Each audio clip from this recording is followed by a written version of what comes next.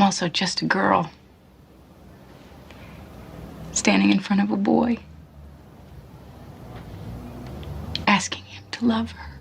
One line, 1999, and an entire generation felt something shift inside them. Julia Roberts delivered it in Notting Hill, the most famous woman in the world, playing a woman who just wanted to be ordinary. People quoted it at weddings, whispered it to themselves in the dark. It became shorthand for the most frightening thing a person can say out loud. The world assumed the two people on screen were as effortlessly connected off camera as they appeared to be on it. They were not.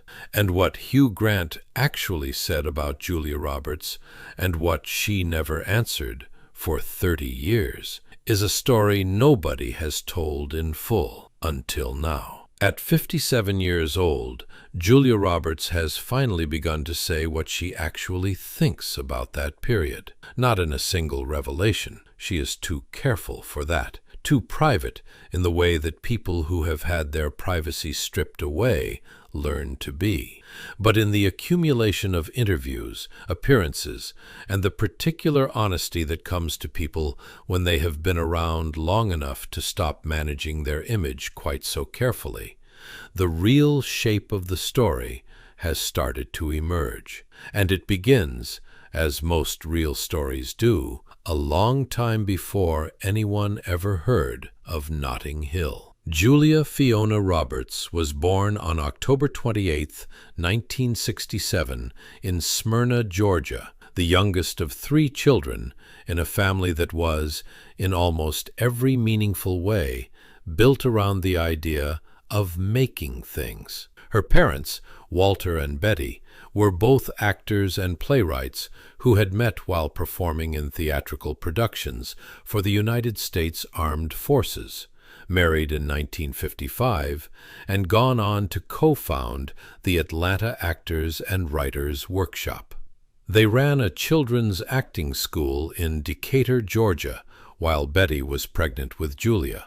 Martin Luther King Jr.'s children attended that school. When Julia was born, Coretta Scott King paid the hospital bill as a gesture of gratitude for what the Roberts family had done, running the only racially integrated theater troupe in the region during one of the most charged periods in American history. That is the world Julia Roberts came into, a world where art and decency were not separate categories. Her parents divorced in 1971. Julia was 4 years old. She moved with her mother and sister to Smyrna, while her father and brother Eric stayed in Atlanta. In 1977, when Julia was 9, her father died of throat cancer. He was 43 years old. She has spoken about it across different interviews over the years, always carefully, always with the particular weight of someone who learned too early that things end. "He died when I was really young," she has said. "You just carry them with you." The ferocious private life she protected, even as her public life became one of the most scrutinized in the world. She graduated from Campbell High School in Smyrna in 1985 and moved to New York City, following her brother Eric, who had already found work as an actor. She had no formal training and no particular plan. She signed with a modeling agency and got no jobs. She started attending acting classes. She was not, at that point, someone who seemed destined for anything in particular. She was a girl from Georgia with a spectacular smile and the particular combination of charm and hunger that sometimes adds up to a career and sometimes doesn't. What tipped it was Steel Magnolias in 1989. She had already appeared in Mystic Pizza the previous year and made people pay attention. The casting director for Steel Magnolias had insisted the filmmakers see her. She walked into the room, and the film's writer, Robert Harling, later described it. "She walked in, and that smile lit everything up, and I said, 'That's my sister.' she got the part. Director Herbert Ross was notoriously difficult on her throughout the shoot, going after her, as Sally Field would later say, with a vengeance. It was one of her first major productions, and Ross made sure she felt it. She held. The film was a critical and commercial success, and Roberts received her first Academy Award nomination, her first Golden Globe win, and the particular kind of attention that arrives when the industry suddenly decides it has been overlooking you. The following year came Pretty Woman. 6 actresses turned the role down before it reached her. Michelle Pfeiffer, Molly Ringwald, Meg Ryan, Jennifer Jason Leigh, Karen Allen, Daryl Hannah. Julia Roberts walked in and made it hers so completely that it is now impossible to imagine any of those other names in it. She was paid $300,000. The film made $463 million worldwide. It became the highest ticket-selling romantic comedy in American box office history, and Julia Roberts, 22 years old, became the most famous woman in the world, more or less overnight. Fame at that speed, at that age, is not simply a gift. She would spend the next decade learning exactly what it costs. There was the broken engagement to Kiefer Sutherland in 1991, called off 3 days before the ceremony in front of a world that had decided it had opinions about her choices. There was the brief, startling marriage to country singer Lyle Lovett in 1993, which lasted 21 months and ended with the particular exhaustion of 2 people who had tried something real in the full glare of something public. There were the years when the roles were either enormous hits or quiet misses, and the space between the two was entirely visible to anyone who read a magazine. Hook, Sleeping with the Enemy, The Pelican Brief, I Love Trouble, Mary Riley, in which she played a maid for a Dr. Jekyll figure and took deliberate, unglamorous risks that the audience was not ready for. She was doing something complicated in those years, trying to be both the thing the world had decided she was and the thing she actually wanted to be. And those 2 things did not always occupy the same space. The smile that everybody recognized was real, but it was also armor. And what was underneath it was a person who had been made famous faster than any normal process of becoming could prepare you for, who had lost her father at 9, who had watched her parents' marriage fail, and who was trying to navigate love and work and personhood inside a machine that had decided all 3 belonged to the public. My Best Friend's Wedding in 1997 brought her back to the top of the box office in a way that felt like a recalibration. She played the wrong woman, the one who realizes too late, the one who loses. And she played it with a generosity that the role required and that not every actress would have been willing to bring to it. The film made nearly $300 million worldwide. And then, 2 years later, came Notting Hill. The script had been written by Richard Curtis, who had already given the world 4 Weddings and a Funeral, and who understood something precise about a particular kind of love story, the one that should be impossible but keeps happening anyway. The premise was almost absurd in its simplicity. The most famous woman in the world walks into a small travel bookshop in London and falls in love with the man behind the counter. The most famous woman in the world was, transparently, Julia Roberts. The man behind the counter was Hugh Grant. Julia Roberts has said in interviews since that she did not come to the project with high expectations. "When I sat to read it," she said, "I did not have any great expectations. It was a job, a good script, a good director in Roger Mitchell, a good part. What she did not anticipate was the particular tension that would develop between herself and her co-star, and how that tension would change the texture of the film that came out of it." Hugh Grant arrived on set as the king of British romantic comedy. Four Weddings and a Funeral had made him an international star in 1994, and his particular gift, the stammering charm, the self-deprecating wit, the ability to be both ridiculous and irresistible in the same breath, was exactly what the role of Will Thacker required. What Grant also brought, and what the production did not fully anticipate, was a manner toward his co-star that fell somewhere between ambivalent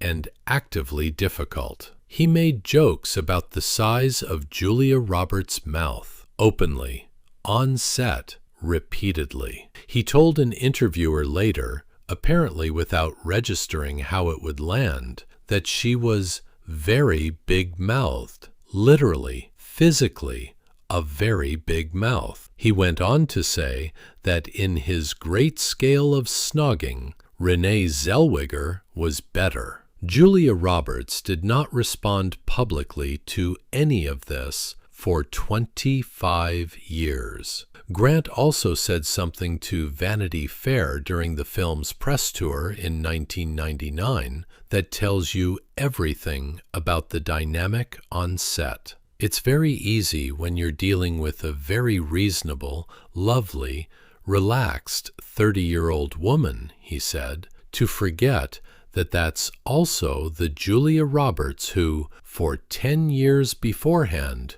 you could never have gotten within 100 yards of. It was a freakish moment when we realized that the woman we were dealing with was actually both those things, this relaxed person and this untouchable, iconic object of which there are so many photographs. What he was describing, beneath the surface diplomacy, was the disorientation of being in close daily proximity to someone whose image had been so thoroughly constructed by the world that the actual person became difficult to locate inside it. Roberts, for her part, was navigating something genuinely strange. She was playing a version of herself, a famous actress who cannot go anywhere without being photographed, who has not been touched by normal life in a decade, who carries the weight of public recognition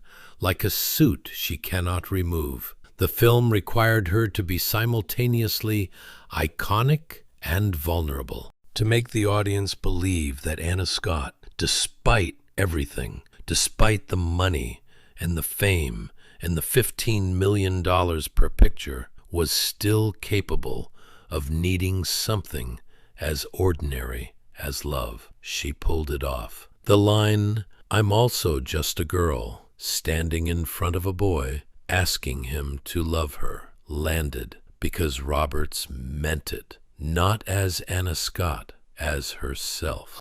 As the woman who had been famous since she was 22 and had spent the decade since learning how much the fame and the person inside it had to be kept in separate rooms. Behind the scenes, Roberts reportedly negotiated her salary upward during production from $10 million to $15 million, and Grant found this irritating. He was not impressed by various accounts. The two of them maintained a professional courtesy that did not warm into anything resembling the friendship their characters shared on screen. And yet, when the cameras rolled, something happened that neither of them could entirely manufacture or explain. The chemistry that Richard Curtis had written into the script, the tentative, interrupted, repeatedly thwarted romance between a movie star and a bookshop owner, somehow found its way onto the screen despite the friction behind it.